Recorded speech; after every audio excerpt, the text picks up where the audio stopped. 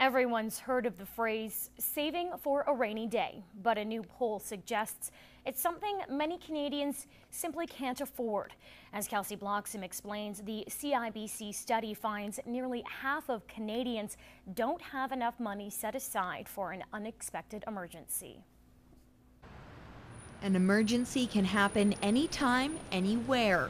Your vehicle could blow a gasket, or a broken bone could put you out of work for weeks. But still, 45% of Canadians don't have money set aside for those rainy days. No, not everybody does have that emergency fund set up. And I know, like, in today's world, it's very tough and difficult with things being so expensive, house prices being so high, to try and get that amount of an emergency fund saved up.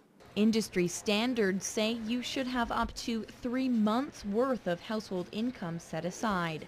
And of course, the more that you can put away, the better, ideally. But yeah, to have that 3-month nest egg there, and like I said, for the stuff that you don't expect. And while putting aside that much may be unrealistic for some, there are options available. So that's where stuff like a line of credit that you could have readily available to you might be feasible as well, right? Okay, I can't save up $12,000 and have that just sitting there, and you'll come to get that from a lot of people, but a lot of people can have access to, say, for example, a $5,000 or $6,000 line of credit. I'm always very careful about having stuff like that money ahead in case I get sick or something.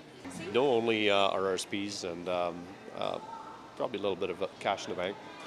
Just in case I don't work, so it's nice to have that security.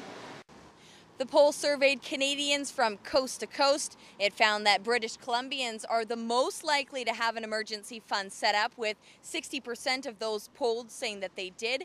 As for us here on the border, Albertans are the least likely to save, with only 53% saying that they had that type of fund set up. As for Saskatchewan, they came in second, tied with Quebec, with 57% of those polled saying that they had funds set aside for those rainy days. Kelsey Bloxham, Newcap News.